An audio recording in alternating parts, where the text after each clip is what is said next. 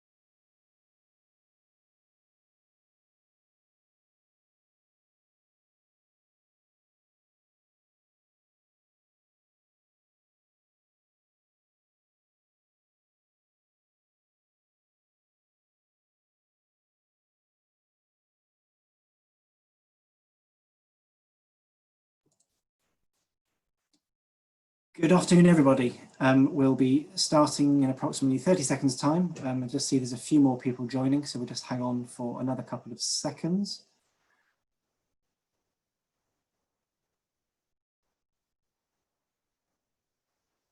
Okay, it seems the numbers have stabilised, so I think we will make a start. Good afternoon, everybody, and thank you for joining us in the latest of our Wednesday webinars on behalf of the CLA. I'm delighted to welcome you today and to what I'm sure will be a very informative event. Many of you know me already, but my name is Mark Riches and I'm the Regional Director for the Midlands region of the CLA, and I will be your chair for today's event. Before we start, just a quick reminder about the CLA's coronavirus webpage. We've set this up as hopefully a one-stop shop for all the information you need to know.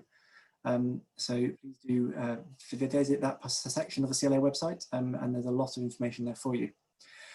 I would also commend to you the CLA briefing paper on restarting the rural economy in post-COVID-19. It's definitely worth a read, and I would recommend you go to the website and you download that.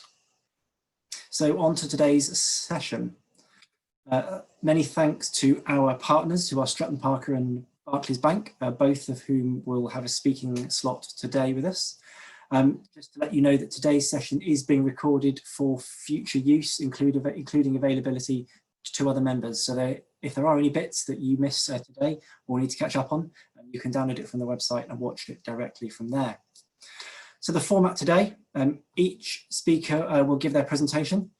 Each presentation will be approximately 7 minutes in length. Please feel free to ask questions at any time during their presentations. If you look at the bottom of your screen, there should be a button, which is labelled Q&A. So if you can please put any questions you may have into the Q&A section, I'll pick those up at the end, and I will ask those to each of the presenters. Just to say, please do restrict your questions to today's subject matter. If you have any other particular questions, please approach the CLA in the normal way via your regional office. So coronavirus has presented many challenges for those running rural businesses and has created uncertainty for many people. I don't see today's session as being a crystal ball gazing exercise. But after this session, hopefully you will feel more informed about the current situation, have a better understanding of what is to come. This, I hope, will enable you to make the necessary choices to enable your business to survive and thrive into the future. So I will now hand over to GDKL Hammond, who is Director of Policy and Advice at the CLA, and will be giving the first presentation. Thank you very much. Thank you very much, Mark.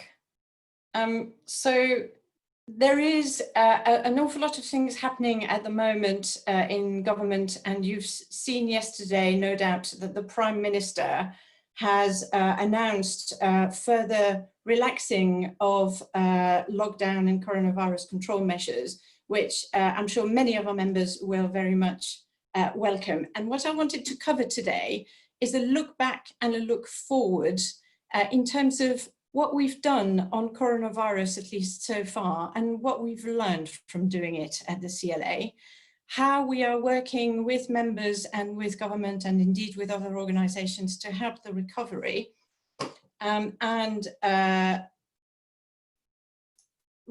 the work that the CLA is doing on the wider policy landscape, as coronavirus has been the mainstay of what we've done in the last 3 months or so, but actually it hasn't been the be-all and end-all. So in terms of what we've done and what we've learned, for members, we've put together a one-stop shop website with all the information updated daily from government and other places. We have put up specialist briefings and templates for our members, and obviously we have given one-to-one advice through the London office, but also the regional offices. And that's been very useful in terms of having a good grasp of what's happening on the ground and being able to feed that back straight into government. And we've given feedback to 6 government departments and the British Business Bank, and seen improvements almost immediately. So, for example, right at the beginning, we had members contacting us about the amount of personal security needed and the impact of the rules on state aids on the coronavirus business interruption loan scheme. And we were able to have those rules relaxed and clarified pretty quickly, enabling more businesses to get the benefit of interest-free loans for 12 months. And we've also worked with other groups in terms of the emergency response for the farming issues that have emerged from coronavirus when markets have disappeared, particularly in the dairy sector. We were first out of the starting block in terms of seasonal labour, because we had members on both sides of the equation, people who run tourism businesses who were having to furlough or lay off staff in great numbers, as well as members growing fruit and vegetables wanting to have more staff, particularly at a point where it was not obvious that migrant workers would be allowed into the UK. And we are still working with a number of organisations on access, given that people are flocking to the countryside for exercise and a bit of fresh air after the kind of restrictions that we have seen. And that, of course, is to be welcome, but we've also seen incidents in droves of misbehaviour or ignorance, leading to danger for visitors, as well as for people who live and work on farms, for animal and for wildlife. So we've been busy both in the media and with government department, leading, for example, to DEFRA, beefing up the communication to the kinds of groups who might be going to the countryside for the first time. What have we learned? First of all, I underemphasize how important it's been for us to get feedback from members about what was working for them and what was not working. That's been absolutely critical in our ability as an organization to feedback really quickly. We have also learned that actually the sectors that we represent have got significant strengths. In particular, farming has by and large continued almost unimpeded throughout the crisis, with obviously the exceptions, particularly in the dairy chain, for people who would have normally supplied restaurants and fast food outlets. But also we have seen a resurgence of local food chains. And that's one of the things that we want to learn from, in terms of how can we actually make sure that those things continue and thrive after the crisis is over and we get to something that approaches new normal. We've also discovered vulnerabilities. So without good connectivity, in particular digital, but also without digital skills, businesses have been finding it much more difficult to pivot from one market to another. And also we have seen significant vulnerabilities in the tourism industry, which won't come as a surprise to anybody. So in terms of helping recovery, we've provided immediate support in terms of making sure that there was continued flexible financial support, first for people who were self-employed, and secondly in terms of the furlough scheme, which is now more flexible, as well as has been extended to October. We have managed to get a reopening of outdoors businesses, starting with garden centres and then private gardens, working with historic houses. And we have influenced the guidance and the amount of notice that the tourism sector has now got. And I'm sure my colleague Charles Trotman will want to say more on that later on, not least because he's done all the work. We're also looking at short-term mitigations of what could still happen and the impact in the next few months. In terms, for example, of making sure that businesses have digital support through things like growth hubs and local enterprise partnerships. We are campaigning for a cut in VAT on tourism, not least because as borders reopen, we are in competition again with countries like France and Spain and Greece, which have much lower levels of VAT on tourism activities than we have. We are also campaigning on shallow cuts to direct payments under BPS before the new regime, which is the Environment Land Management Scheme, is fully operational, and that's for England only. In the medium term, and again Charles will say more, we are looking at the funding necessary for rural development and infrastructure in terms of connectivity, again, obviously for broadband and mobile connectivity, but also for electricity connectivity, particularly as more and more people are getting electric vehicles, and also looking at the planning system. So we've had some flexibilities in the planning system, for example, to help outfits that went from being a restaurant to being a takeaway. We would like to see far more of that in terms of using holiday lets as residential accommodation, for example, or turn commercial buildings into residential, or indeed vice versa. And we would like to see the lessons from COVID in terms of the resilience or the absence thereof of a food supply chain built into the food strategy for England. And we've been talking to Henry Dimbleby, who leads on that as part of this work. My final slide is about shaping other policies, because obviously other things have continued their progress. For example, the agriculture bill has now gone to the House of Lords, having been discussed in the House of Commons, and looking at particularly the issue of trade, which is everywhere, and I won't spend an awful lot of time on this, but also importantly, how we transition from the direct payment scheme, which is not without its problems, to the new agricultural regime, and making sure that DEFRA and ministers were thinking about that carefully, so that we do not face a valley of death between the cuts in the BPS having been implemented and ELMS not being available.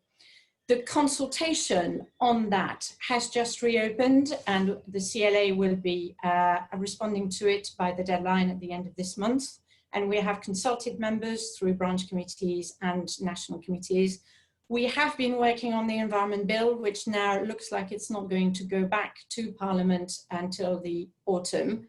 And last week, the tree strategy consultation was published by DEFRA. We've been doing a lot of work with our members about what barriers need to be overcome before people can find it commercially viable to put trees on their land. And therefore we'll be putting in a response to the tree strategy. And of course, there was also the peat strategy document, which went out yesterday. So in other words, government has been keeping the CLA busy on behalf of its members. We've been providing evidence to Parliament on the telecoms rollout and on housing as well. And last but not least, we are preparing for the next spending review. I'm terribly sorry, there is a lot of noise from outside and I'm hoping that you can't hear too much. We've got a plane going over. So we are preparing for the next spending review in terms of making sure that we put together a business case to allow rural areas and the rural economy to continue to prosper and to catch up with the productivity in urban areas, to be sustainable and to be climate proofed. And I'll finish this and hand over now to Carl McConville from Barclays. Thank you very much. Thank you, Judy Kale. And I'm going to continue in a very similar theme with a quick look back and then more of a look forward as to where we're going into the future from my perspective.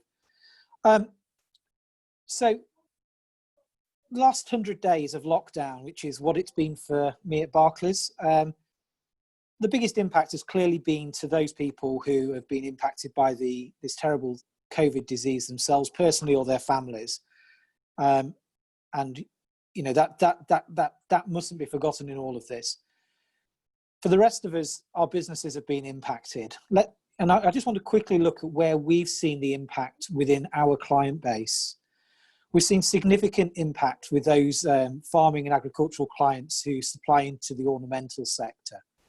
Those businesses could not easily supply into garden centres and supermarkets and lost considerable crop.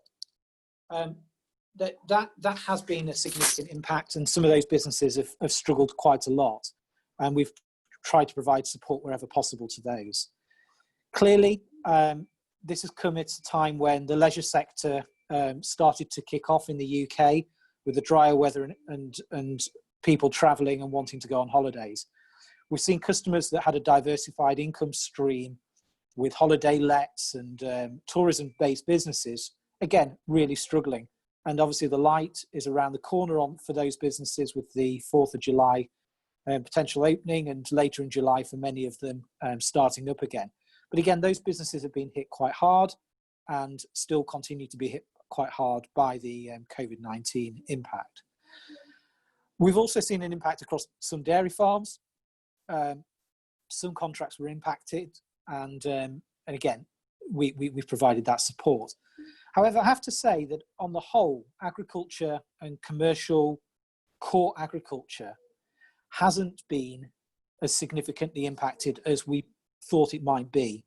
If I look at the all bank borrowing figures between the end of March and the end of April, a period where we would normally see all bank borrowing rise slightly, we actually saw a not insignificant fall in all bank borrowing, showing that cash available to the sector was still there. And that's great news. You know, agriculture is a massively resilient industry. We've seen clients adapt. We've seen clients do different things. And, you know, we've seen farm shops absolutely grab the opportunity and grab hold of their local population and be a local supplier. We've seen some businesses that were totally supplying into large wholesalers or cooperatives where that trade stopped, quickly move to online sales. We've seen people be very adaptive, and that's been a great success story of this, I think, period. I have to say though, looking forward for the next few months, we do anticipate that the leisure sector is going to continue to be hit. You know, whether we're 2 metre distance or 1 metre distance, businesses will be impacted. and we expect those businesses to struggle through to the autumn, and then we're concerned beyond that for the closed period for those types of businesses. What's going to happen over those slower months for them when they would normally have built up a cash surplus over the summer? How are they going to go through the winter? So we're encouraging businesses to look forward, to think their business plans through for the next 18 months or so, to look at how their business is likely to be impacted over that period. What else are we looking at? We're looking at the spring floods that we had. They seem like such a long time ago, but businesses have been impacted by that. They weren't able to plant crops. What's the impact going to be on that cash flow that would normally have come in through the autumn? We've got a period of dry time that we've just been through. I wouldn't quite say drought, but for some businesses it will impact. You know, some spring crops just have not grown. And what is the impact of that going to be for the summer and into the autumn? And of course, I know Charles is going to cover it later, but we've got this transition period through Brexit and beyond, and what's that going to bring for some farmers and some farming businesses? So that's our sort of short to medium term outlook.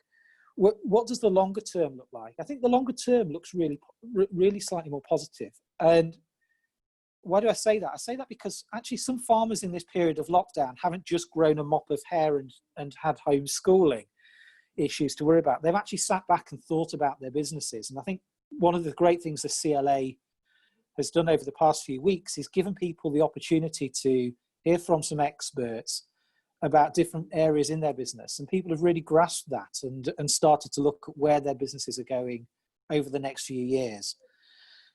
We're in a period where planning and a shortage of housing will be an opportunity for landowners and for people to get involved in that, with long-term money being at the cheapest it's ever been. You know, people will take that opportunity to build some houses and look to the future. Elms will bring opportunities. Water management, reservoir building and planning for how your business is going to be more sustainable and more eco-friendly for the future is something a lot of businesses are looking at.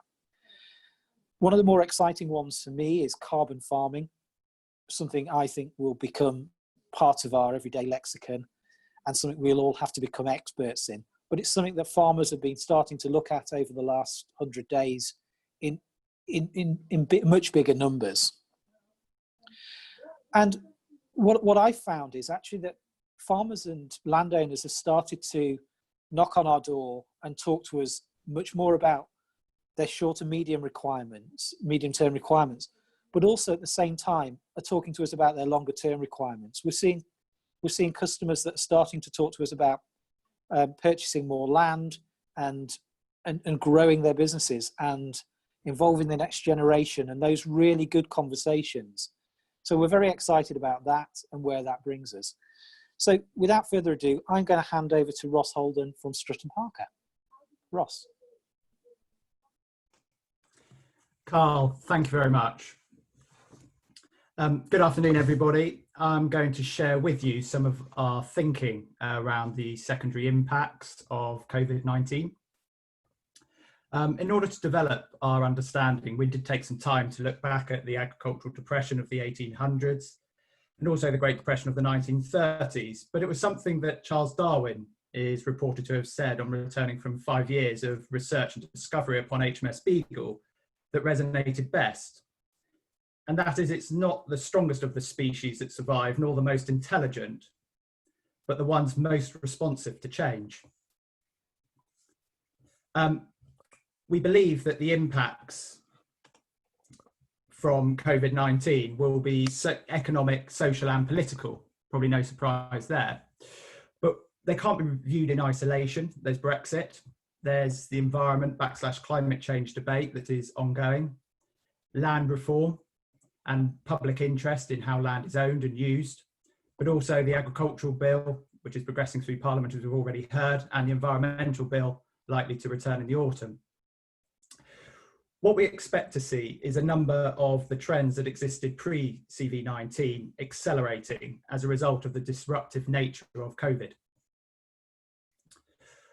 We divided our thinking into the sort of following areas, being cash, capital, taxation, borrowing, inflation, investment and social.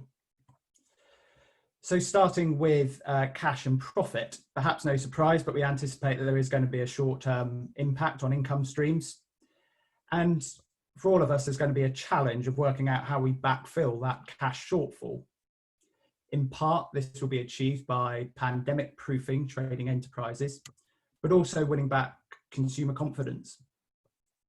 But we encourage the opportunity really to develop a deeper understanding of the estate economy, review the commercial, agricultural and residential portfolios to really identify those opportunities which will be there to innovate and invest.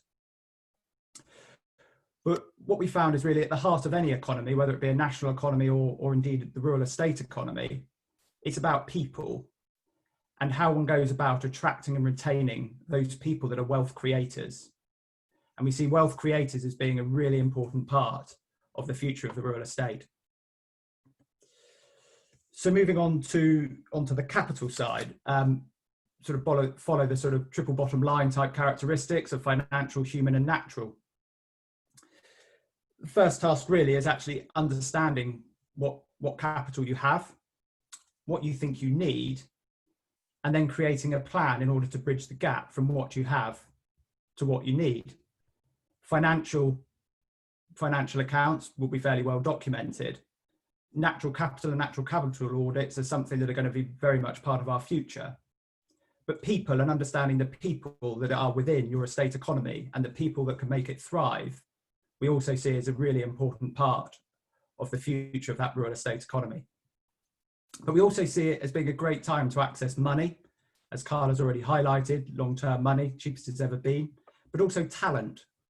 Through no fault of their own, there'll be some very talented people, entrepreneurs, who as a result of just unlucky timing, will be looking for new opportunities and be available. And it is those people who really can help rural estates if they partner with them in order to unlock all the capital that's at a rural estate's disposal. But there could also be an opportunity for reorganisation. A fall in property values, if that should materialise, will create a real reorganisation opportunity. So moving on to taxation, I think the general consensus is that we are going to be moving into a more aggressive taxation regime. Therefore, it may be an opportunity now to look at business structures in order to organise them to be more tax efficient, but also more agile. The taxation environment going forward is uncertain, and actually if you've got an agile structure, you'll be better able to adapt to that environment, whether it be generating income or switching to generating capital, whichever the more efficient, or to constrain or accelerate profits.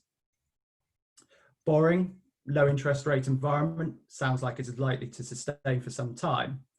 So it does provide an opportunity for, to review whether or not you can invest. Can you get your business to grow at a quicker rate than the cost of the money?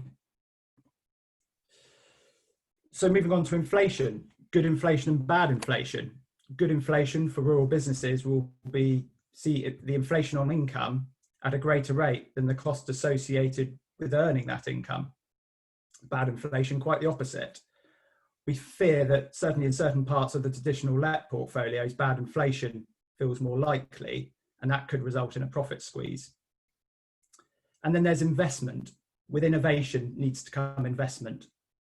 The key to making financial investment work is going to be people and attracting those wealth generators. But we also think that e-commerce represents a fantastic opportunity, as it feels like a lot of the barriers that have been there between producers and then consumers have broken down over the last 100 days. And this presents a fantastic opportunity to really add value to produce produced within that estate economy. The social and political impact. Whilst it feels quieter than it did last autumn, which actually started to feel really quite hostile, predominantly on the back probably of the general election, the Labour Party think tank producing the report Land for the Many. But there is no question that tension and public interest in land ownership and land use has not gone away and still sits under the surface. Rural estates do many fantastic things to contribute to society, but they need to make sure that they stay relevant to society and really shout about all the great things that they do. As I set out at the beginning, at the heart of our thinking was Charles Darwin's conclusion, being that it's not the strongest of the species that survive, nor the most intelligent, but the ones that are the most responsive to change. Looking back as we did at the agricultural depression and the financial depression of the 1930s, it became clear that the businesses and the landowners that not only survived but thrived were those that adapted the quickest. And that brings us really onto our sort of resin principles, which is it is a time to review. It's very much a time to engage and create. It might be the time for succession and reorganisation, could be a time to invest. And natural capital is going to be a significant opportunity for our future.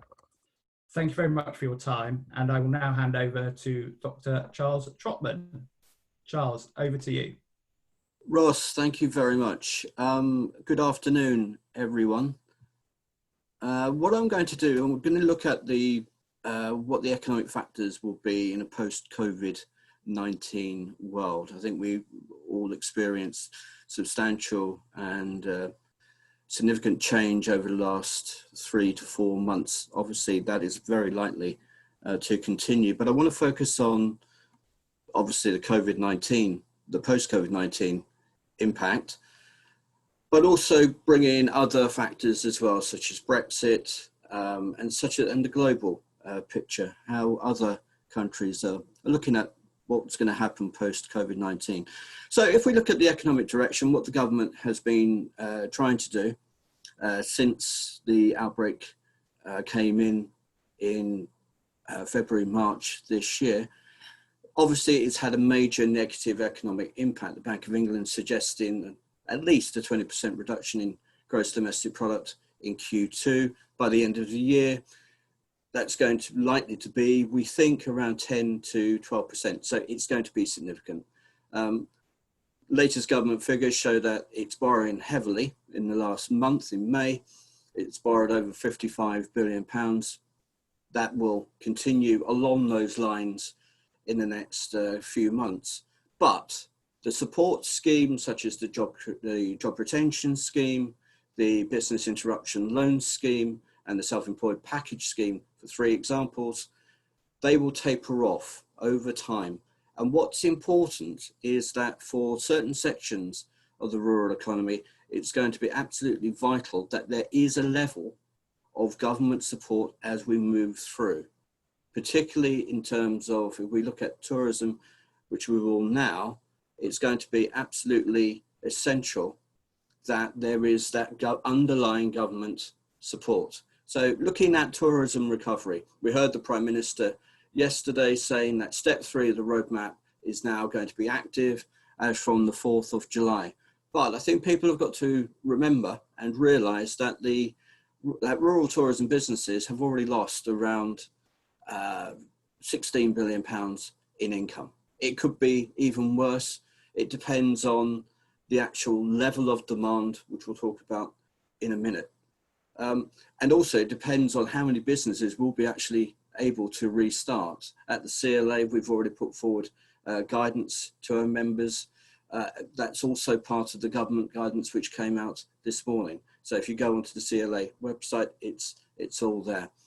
But as I said, we need immediate and short-term measures to support the sector, and this level of demand will be key. To give you an example, as soon as the Prime Minister finished his statement yesterday afternoon, one campsite booking platform actually saw a level of bookings increase by nearly 300 to 400%, which is absolutely unheard of for that business.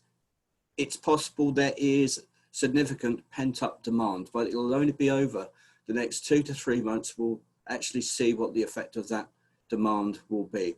And what is absolutely crucial is that the recovery roadmap, which will be put together by the government, but will be heavily influenced by the various elements which make up the rural economy, must be flexible and it must be agile. And of course, we've got another factor to bring in, and that's Brexit. We've already seen, and we already know that COVID-19 will or has already wiped billions of pounds from the rural economy. But if the indications are correct, and that by the end of 2020, this country leaves the European Union with a no deal, there's no free trade deal between the UK and the European Union, that will have as big an economic shock on the UK economy as COVID-19 has had and will have to come. To give you an example, in 2018, the last figures that we have, the UK exported in agricultural products a value of £14 billion, but it imported £33 billion of agricultural products, food and drink from the European Union. So we've got already a trade deficit there of £19 billion. With a no-deal Brexit, that is very likely to increase. So it puts further pressure on the economy of this country going forward, particularly given the effect of COVID-19. But of course, we've had this situation before in terms of a potential no-deal Brexit, and we're already preparing advice and support for our members. But it's not just in this country, it's not just in the EU. COVID-19 has a far wider global effect, and nearly all G20 countries will now begin to operate from the same position. It's going to be a level playing field, but we know, looking at the economic forecast, looking at the data we have so far, that globally there will be a deep and potentially long recession ahead of us. And for the UK, as I've said, if there is a no-deal Brexit, the UK will actually be in a worse position than it would be if we can secure a free trade agreement with the European Union. Clearly, COVID-19 has brought up a series of economic situations unheard of, unprecedented in this country and globally, and it is probably the worst economic disruptor that we've seen in generations. But I think the key here is that there are opportunities. With disruption, we know that there will be ingenious solutions coming forward. There will be innovation, and just as importantly, there will be a new mindset, a new culture will come out of the COVID-19 situation. What it leads to, what it equals, is change, both structurally and culturally. That will lead to new opportunities. So it's not just a negative mindset that we might have. We also have to look at the new opportunities and look on what we have before us in a very changing world, in what's called the new normal. We have to also look at the opportunities. So I'm going to leave you with the future. We know that the situation will be uncertain for years to come, but with lobbying of government, with government putting forward and putting in place a post-COVID-19 roadmap, which builds on consensus with uniform messaging so that everybody understands what they need to know, we can learn the lessons from COVID-19, we can begin to recover together, and we can come back stronger. Thank you. Mark, over to you. Thank you very much, Charles. Much appreciated. Right, now we've had a lot of very good questions coming in, actually. Some of them quite comprehensive, so I will try and repeat some of them, but perhaps not in quite the depth that the people have asked them. I think, first of all, have we got all our speakers online with their cameras on? Judy Kale, can you switch your camera and microphone on? Yeah. Excellent, thank you. Right, the first question, which I'm going to ask to you, Judy Kale, is the fact that many local authorities, businesses are looking for a green recovery, building back better with climate and environment at the forefront, which includes improving the planning system, protect the environment, reduce large-scale road building schemes, and thinking about active travel, cycle networks, etc. They increasingly recognise the need to move away from building on the highest quality agricultural land, finite resource, and is going to be needed as overseas production becomes less available and more expensive. In your slide, you talked about simplifying the planning system. What changes would you like to see to the planning system and why? And to the answer to that question, I would also recommend, if you haven't already seen, we did a planning and development seminar a couple of weeks ago, so I'd recommend you have a quick look at that one as well. But Judy Kale, are you okay to answer that question first of all? Sorry, yes, I was making sure that extraneous noise stops. So I think that there are a number of aspects to that particular question. And the first one is that what we find is that local plans, which are the determinant of what happens on the ground, are not necessarily there, or they're not necessarily up to date. And that is partly an issue with the planning system having become incredibly complicated, and partly an issue of resourcing at local authority level in planning departments. So having a local plan that is actually up to date is the first step that we're trying to advocate. The second one is looking at the way that the planning system currently works. And what we are suggesting is a system of planning permission in principle, which would see a first phase where your planning application, for whatever purpose you're looking for a planning permission for, is looked at in the context of that local plan. And if it fits with the local plan, then it goes to the next stage, which is a technical consent stage, at which point you then need to do all the reports and the surveys that we understand from our members are costing an absolute fortune. So what we are trying to do is to make sure that the planning system offers more certainty and doesn't give rise to the kind of nugatory expenditure that we have seen, only for the proposal to be rejected, and therefore all that time and money and effort to have been for naught.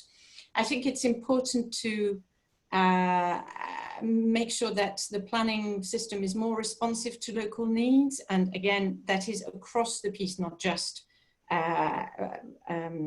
for residential, but also for commercial and other uses. And in a way, what was interesting in the question that Nick asked is, it's not just about planning, the green recovery. Planning will help, no doubt. And it will help in thinking about infrastructure and whether, for example, electric grid connectivity has been thought about early enough in the design that cables are laid and charging points are part and parcel of what gets built. For example, there's a commission that reported to MHCLG earlier this year called Build Better, Build Beautiful, which looks at aspects of that better recovery, greener recovery, in terms of making sure that when you design something on a larger scale, everything is thought about in terms of, does it have commercial and professional facilities built in? So in other words, what we're trying to do is to make sure that we don't have cities that are, or towns or villages that are built only as commuter towns or commuter villages. That is a system that has shown vulnerability in the past, and we're looking to see the planning system in rural areas taking all of these things into account, not just more dwellings. Thank you, Judy Kell. Anybody else would like to add anything to that before we move on to the next question? Nope. Okay. Next question, Ross, I'm going to direct this one towards you. Interesting question. Estates diversify to spread risk, and with the assets at the disposal of a typical landed estate, that diversification is often into tourism, leisure and hospitality. Strangely, it's therefore those that have diversified to spread risks that have been impacted most by COVID-19. What do you think the pandemic will do to the appetite for the typical diversification projects, and what alternatives do you see benefiting as a result? Thank you, Mark. There is no question that, as the question suggests, that those estates that have sort of gone down that diversification route are probably those that are going to suffer the greatest sort of short-term impacts, which doesn't do much for the appetite for those owners. But I do think that there will inevitably be a whole piece around how you pandemic-proof those sort of operations going forward, and winning back consumer confidence. And I think we have one of the challenges for a number of areas where estates have diversified is they also go into a demographic that's potentially particularly exposed and feels particularly vulnerable as a result of sort of pandemic side of things. So I think winning back confidence of your consumer and that side of it's going to be really important, and working out how you do that and having a clear plan. And it may feel overkill, but I think you will probably have to do that in order to secure that confidence back in. I think sort of looking forward, the sort of real opportunities for real estates, I do think around the sort of e-commerce and that connection between end consumer and producer is something that provides a sort of fantastic opportunity for real estates to add value. And I think the other bit is this whole sort of opportunity to really sort of partnership with entrepreneurs going forward, and that sort of innovation and ideas. Real estates have a lot of resource at their disposal, some of it actually financial because of the way that they're leveraged or not, as the case may be. They also create a fantastic place to live for families to be. And I think that creates a sort of really interesting proposition for those wealth creators of the future to really set themselves up and become a part of that estate economy. The real challenge is actually then how you capture that value that is being generated on your estate in a way that probably isn't the traditional rent roll methodology to be part of that that value generation. Thank you, Ross. Would anybody else like to add to that? Yeah, can I just Charles, yeah. make a point that I think we're looking at, certainly in terms of tourism and general diversification, we're looking at a short-term hit. I think, given the Prime Minister's announcement yesterday, we're no longer looking at the problem of 3 winters. I think, however, there will be a short-term hit, certainly to the end of 2020. But I think you've also got to bear in mind that the tourism sector is very, very resilient. If we look back to previous crises, such as foot and mouth disease at the beginning of the century, the tourism sector was able to come back very, very quickly. And it's the same when we had the economic recession in 2008, 2009. So I think we're looking at an immediate short-term hit, but I think within the sector itself, there is a significant resilience and a growing trend. Particularly, I think there'll be an issue that there'll be more domestic holidays taken in this country over the next few years. That trend will continue, which we've seen for the last 5-6 years. If that's the case, I think there will be far greater diversification opportunities and diversification taken up in the future. But I think we have to recognise the importance and the impact of what's going to happen certainly in the next 6 to 7 months. Thank you, Charles. Carly wanted to speak. You want to say something? Because if you are, you're on mute. Apologies, Mark. Yeah, just step in there and just to reiterate exactly what both the guys have said. A good business last year will be a good business next year. This is a short-term hit, and I think what I would encourage businesses to do is to look at the impact that those tourism-type businesses and those diversifications have had on their entire business over, say, a 5-year period, and look at how that has impacted over the 5-year period, because I anticipate that for the vast majority of businesses that the diversification income and profit will have been a significant contributor even with this hit over a 5-year period, and therefore I wouldn't discourage people from looking to diversify for the future. They should absolutely continue to have a breadth of income streams in their business. Thank you, Carl. The next question, I'm not quite sure who I'm going to direct it at, so please shout up if you'd like to answer it. But the question is, what is the review on the remaining restrictions being lifted around hospitality businesses, such as events venues, wedding venues, and larger public gatherings? I suggest that we can't necessarily comment on the science, because that's not our area of expertise, although if you think I'm wrong, do say, panelists. But would anybody like to pick up on that one first?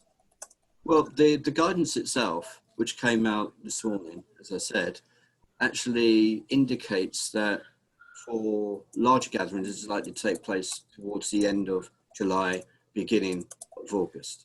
Now, it's a case that at the moment, the government said weddings, for example, gatherings maximum of 30 people. We think that by the end of July, early August, that volume or that capacity will increase. I think people are going to realise, however, that government guidance is changing constantly. The science is constantly evolving. So what we're doing at the CLA is making sure that we're up to date with the guidance. We can get that guidance out to our members and make sure that they are fully up to date with what they need to do, either to reopen now or come 4th of July, or reopen and expand, increase their capacity by the end of July, early August. Thank you, Charles. Would anybody else like to add anything to that? Nope. Okay, on that basis then, I'll move on to the next one. Judy Cowell, I think I'll direct this to you. It's not clear that agriculture is seen as the protector of the rural environmental quality and amenity in Whitehall. How can we address this, or is the argument already lost, in favour of all sorts of diversified recreational alternative uses? So in fairness, and particularly with George Eustice being the Secretary of State at DEFRA, I don't think that agriculture is not seen as the protector of rural environmental quality and amenity.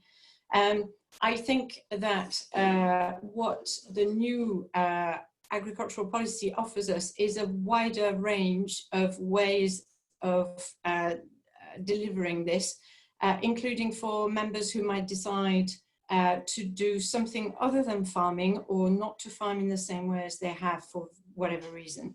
So I think that, however, particularly given the stress that was put on the food supply chain by COVID-19 and the way that the domestic producers have responded, farming is very much still at the forefront of minds in Whitehall.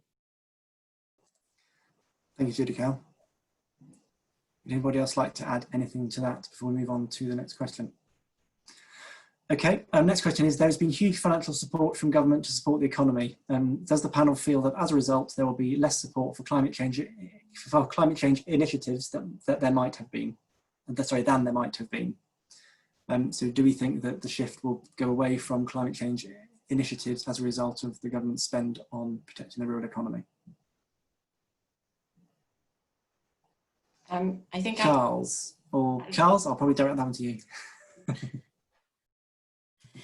Actually, I think it will be the other way around. I think that we're looking at a completely new situation which we've never experienced before. None of us here have experienced. I think it's clear that the government wants to go down a far greener agenda. It wants to take that on board. It wants to prioritise the environment.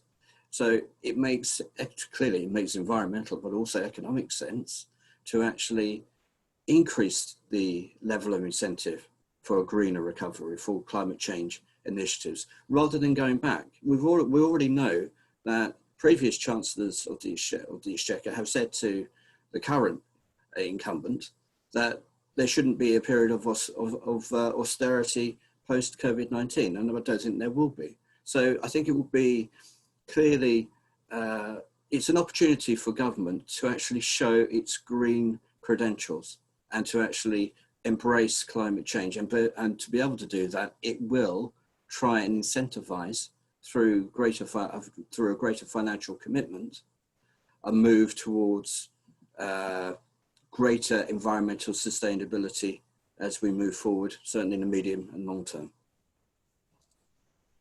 Thank you, Charles. Ross, I'm going to direct this one to you, and possibly Carol, you may have a view on this as well. Do you see an escape to the country because of greater connectivity, proven home working, less commuting, less population, etc.? If so, how do landowners and farmers best take advantage of that? Would you go first, Ross? Yeah. My own view is yes, we will. I think that the last 100 days has broken down a lot of views about the ability to work from home, and a lot of people have worked out they can, and have worked out that this sort of infrastructure that we're using now is fantastic and can connect us with a lot of people. So that creates a real opportunity for people to actually relocate and locate into environments that they find more appealing. So I think there is a really good opportunity for rural estates to position themselves to take advantage of that. And I think that is going to be a combination of understanding your local markets and the sort of people, and also understanding the sort of people you want to attract onto your estate and into your rural economy. And I think that's at the heart of it, because ultimately my view is you need to look at rural estates as if they are a sort of little economy, you know, in the same principles as a national economy, really. And what are the things that are going to drive the wealth creation, and work that out, and then attract the right people into that economy to help you generate that wealth and for who you can partner with. So yeah, I do think we will see it, and I think it's understanding the local markets and where you want to get to, and then build a plan around that. Thank you, Ross. And Carl, did you wish to add anything to that? I would agree entirely with what Ross has said, and to add to that, I would say I'm already seeing it on the estates, that rental requests are going up, and they're seeing a new type of inquirer. We're seeing city people inquiring about opportunities to take rentals on landed estates. And to add to what Ross said in terms of taking advantage, I think estates, when they're looking at their whole estate planning and looking at how they looking to develop going forward, absolutely live and work space, how you integrate people to live and work in a really good way, they need to do that. And we need to look at connectivity. You know, estates need to look at whether they are going to invest in the level of connectivity that people will need if they're going to work from home. And unfortunately, that's going to be probably estates paying for fibre broadband or satellite broadband for their tenants. But people are going to want to see that level of connectivity to be able to live and work in the countryside as we all convert to Zoom rather than using our diesel vehicles. Thank you very much. I'll just ask an interesting one we've had in here. Recently, the world has also been shaken by the Black Lives Matter protests. Our industry is peculiarly undiverse, both gender and ethnicity, I can't say that, largely because of primogeniture and family succession, although there are many other factors. And the issue is not going to go away. How do you think we can ensure that we are substantially more diverse in 10 to 20 years than we are now? Who would like to answer that one? Judy Cow, I'll throw that one to you. I think that's a really interesting question, and probably not one that is commonly asked, so thank you very much for doing that.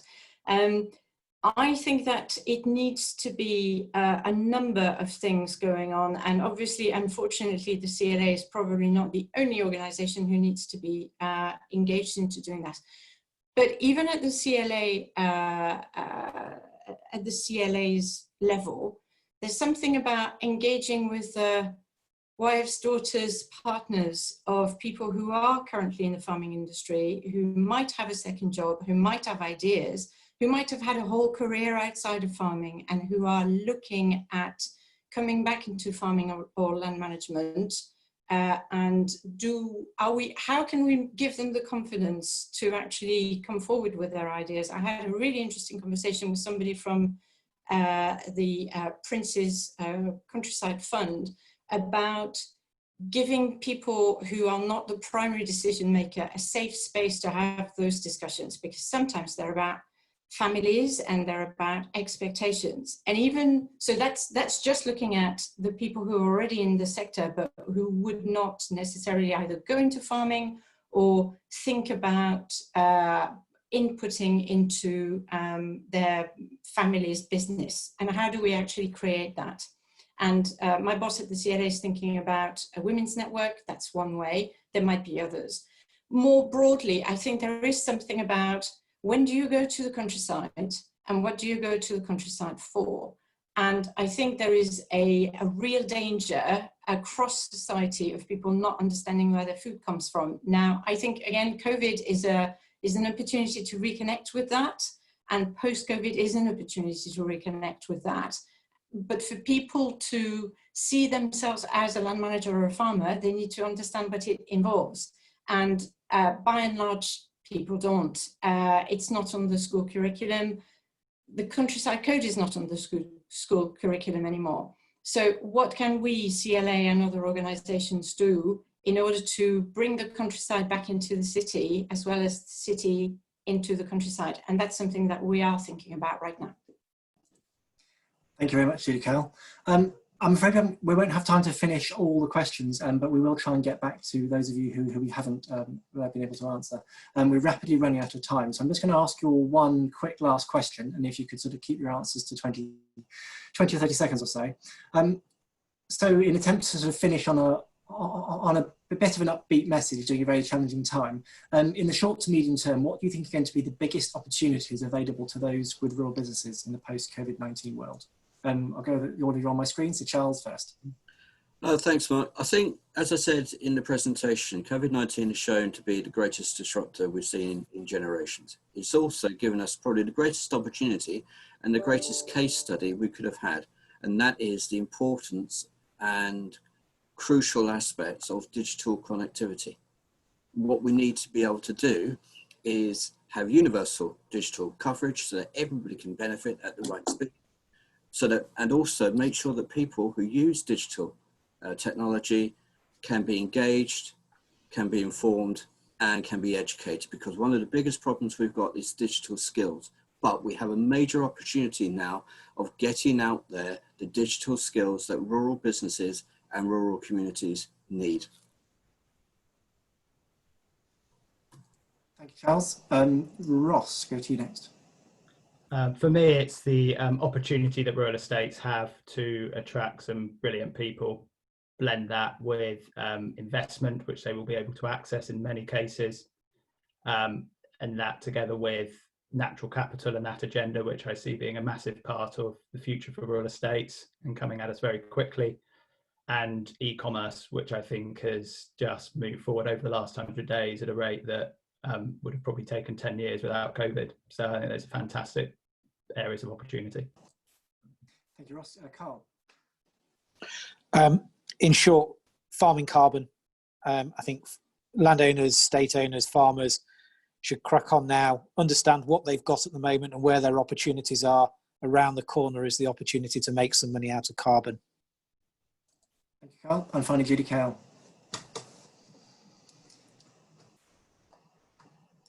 For me, it's the end of commuting.